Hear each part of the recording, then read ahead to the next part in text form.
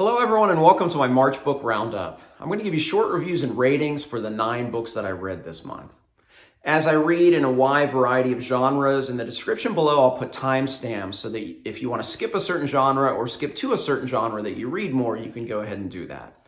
At the very end I will have my book of the month, which I always say for last, as well as a short TBR of a few things that I'll be reading this April. So let's go ahead and get started. First book I want to talk about is actually an audiobook.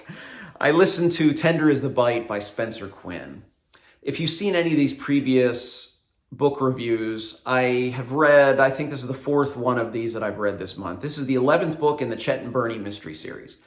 And frankly, most of my reviews are pretty similar because a lot of these stories are very similar. You have Chet and Bernie, a detective team, pretty well plotted mystery, and Chet is the narrator and Chet is a dog and he's just simply delightful.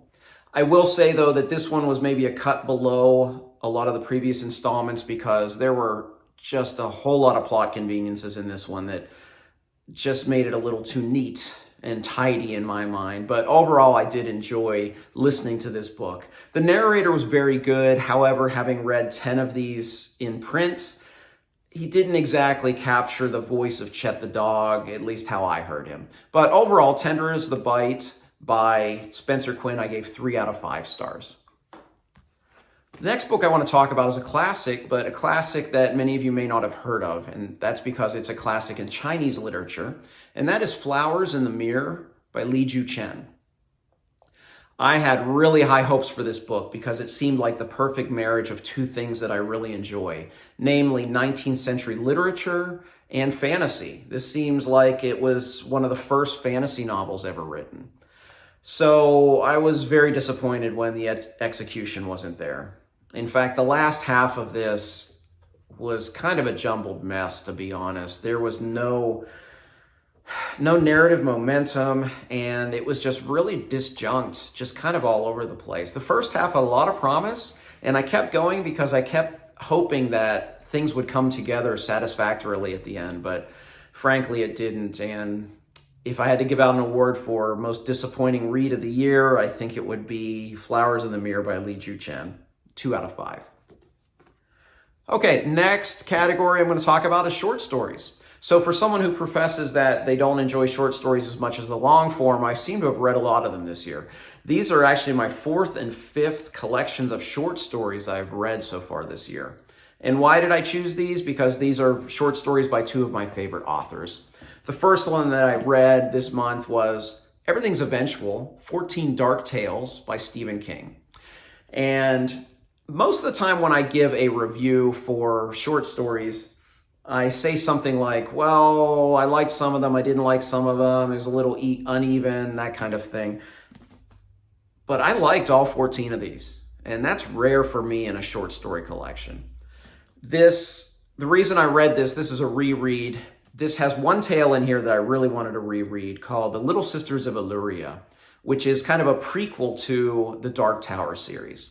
Over the last couple years, I've been doing a very gradual reread of all of the Stephen King books that tie into the Dark Tower with hopes of rereading the entire series next year or the year after or something like that. And I wanted to read this to see that kind of prequel. So I really enjoyed that story. But some of the other ones I really enjoyed in this book, there's one called 1408, which is about a haunted hotel room.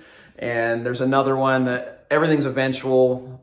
The title track of this book is probably my favorite in the collection. And then Riding the Bullet is another one that was, in many ways, Stephen King's most successful short story. But I liked all 14 of these, so I gave Everything's Eventual, 14 Dark Tales by Stephen King, 4.5 out of 5. So my other short story collection was a bit uneven, and that was Coronado Stories by Dennis Lehane. This is a much slimmer volume than Everything's Eventual. Although I did find it uneven, and there were a couple stories in here that I didn't necessarily connect with, what I was most impressed with in these short stories is how well that Lehane established both the setting and, even more importantly, the atmosphere. One of the faults I have a lot of times when I read a short story is it almost feels like the author just kind of throws you into the setting and you just kind of have to sink or swim with it. And I felt that Lehane did just such a great job in just creating the places and the people and the situations in such a, short manner. He's a lot like Stephen King in regards to that. My favorite in this one was one called Until Gwen, which was truly fantastic. And it actually became a stage play called Coronado, which is the last about 100 pages of this book is that stage play. So overall, I did enjoy this short story collection by Dennis Lehane, Coronado. I gave this one 3.5 out of 5. Okay, on to science fiction next. Just one entry from the science fiction genre, and that is Ender's Shadow by Orson Scott Card. Now, I already did a full review of this one. Please go check it out. Right now, it has the dubious honor of being my least watched video on my BookTube channel. So if you could go watch that video and raise those numbers, I'd appreciate that. I really enjoyed this book quite a bit. I won't give away that because I hope you go click that link that I put up there. But this was a companion novel or a parallel novel to Ender's Game, which is one of the finest works the science fiction genre has ever seen. And it's a worthy companion novel. It follows the general same story, just following a different character with a different coming-of-age tale, and frankly was quite remarkable in its execution. I really enjoyed Ender's Shadow. Go check out that review. I gave it a 5 out of 5. All right, and my last genre is the fantasy genre. 3 of these I'm going to review together because they're from this beautiful illustrated omnibus of the Tales of Earthsea. And this is the first 3 books of Ursula K. Le Guin's Earthsea cycle I read this month. A Wizard of Earthsea, The Tombs of Atuan, and The Farthest Shore. Let me set that down, it's kind of heavy. So I can kind of universally say some things about these first 3 books. First of all, it's a much harder read than I anticipated. Le Guin was tasked with writing kind of children's fantasy novel. This is not that. This is much more dense, especially in terms of prose, than what I normally associate with children's fiction. I think of even in this genre, some children's fiction that reads very well, like J.K. Rowling, Lloyd Alexander, C.S. Lewis. I think all of those are much easier reads. This was a challenging read, especially from the start, and it took me quite a while to get used to her writing style. It's both dense and sparse. I said that on one of my Goodreads reviews, and I don't know if that makes any sense, but the prose is very dense, even if the plot points and thematic ideas are sparse. But what she tends to do is she tends to go a lot deeper into her themes. So it's a much different kind of storytelling, and it took a while to get used to. So Wizard of Earthsea is the first book. It's a coming-of-age tale following a young wizard. And it's not told the way that a typical coming-of-age tale is told. There's lots of skips and time jumps, and she doesn't kind of spoon-feed you every little detail about the storyline. The one thing I really liked about all 3 of these books is it's nice to read some non-epic fantasy genre. Not that I don't love the epic fantasy. Epic fantasy is probably my favorite genre, but it's nice to see that an author can write something with depth that is some compelling storytelling in about 200 pages. In fact, I think it's probably harder to do that than to write that 800-page epic. So Wizard of Earthsea, coming-of-age tale of this wizard, I gave that one 3.5 out of 5. The second book, The Tombs of Atuan, I enjoyed a bit more. Part of it was I was now used to her writing style. There's a female character that's introduced in this story that I really enjoyed getting to know, and of course our wizard is back. I'm not giving you names specifically because you find out the way that the magic works in Earthsea is that names have power, and often people have a name and then they have a true name. And one of the things I really enjoy about all of these books is finding out the true names of things, of people, of places, of creatures. So I don't want to give away any names of any of these people, but in this second book, we find our wizard with a female character that I really enjoyed that I hope comes back in the later volumes. But I really enjoyed that one a bit more than a Wizard of Earthsea. So Tombs of Atuan, I gave 4 out of 5. Oh, and I almost forgot, I love the scenes in the tombs because it reminded me of dungeons, and it just brought me back to my first encounter with this genre, both in literature and in playing Dungeons and Dragons, and it gave me a little bit of nostalgic feeling reading about the scenes in the tombs. The third book, The Farthest Shore, was definitely my favorite of the 3. In this one, we have our aforementioned wizard who is older now, and he and a young prince go on a quest. And if there's one fantasy trope that I always enjoy, it's the quest trope. And the quest that they're off to find is to find out why magic is kind of disappearing in Earthsea. So it's a great quest with a very satisfactory ending that doesn't go the way that you think it will go. And I find out afterwards that she originally meant this as a trilogy, and the fourth book wasn't written until very long after the third book. So it's kind of a perfect way for me to end my month and to end these 3 reviews with The Farthest Shore, which, even though I gave it the same score as The Tombs of Atuan, 4 out of 5, I found it was the strongest of the 3 books.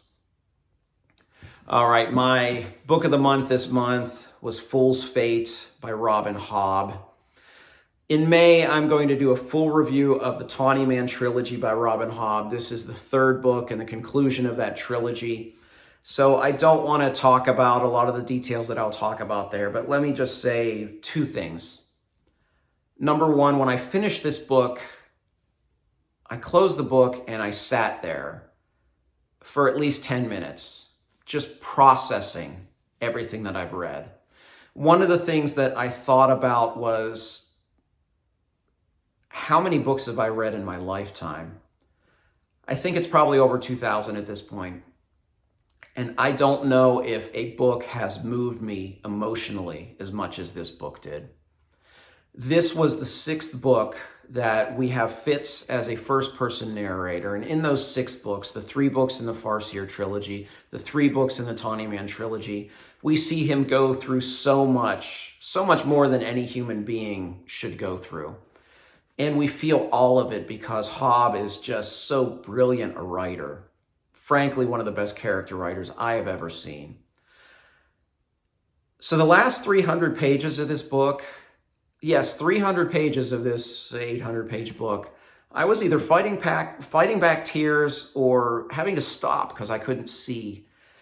Because all of the events of those previous 5 books were coming to a head. It was so emotionally moving.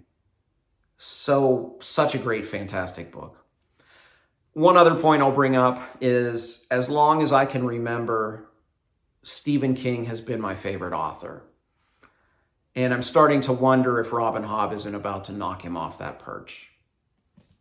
My book of the month is Fool's Fate by Robin Hobb, an easy 5 out of 5. Look for a review of the Tawny Man trilogy from me sometime in May. All right, on to my April TBR. Give you 3 things that I plan on reading in April. I will be finishing the Earthsea cycle with the final 3 books, which are called Tehanu, Tales from Earthsea, which is, I think, short stories. And then, what's the last one called? The Other Wind, which was referenced, I think, in the series already. So I'm really looking forward to finishing this great series this month. Another thing I'll be reading in April is Shadow the Hedgeman by Orson Scott Card. This is the 2nd book in the Ender's Shadow series. And even if nobody watched those videos, I'm still going to give a review every month of all of these. So you can look forward to a review from me the last week of April. And then the 3rd thing I plan on reading, and I'm about to start this one, hence the bookmark, and that's Baptism of Fire by Andrzej Sapkowski. This is the 3rd book in the Witcher saga. I read the first 2 novels of the Witcher saga a few months ago. Didn't like them a whole lot. This is the one, it's been sitting on my TBR shelf for a while. This will determine whether or not I finish books 4, 5, 6, or if I stop after this one, since this is the last one that I currently own. So we'll see how I enjoy Baptism of Fire. I've heard it's the best novel in the series, so maybe it'll spur me to want to continue, or maybe I'll just be done with the Witcher series at this point. So those are 3 things that I plan on reading next month. Let me know what you're going to read. But if you want to see what I'm going to read, like and subscribe if you haven't already. You can also follow me on Twitter and Goodreads for even more content. As always, thank you for watching. Until next time, goodbye.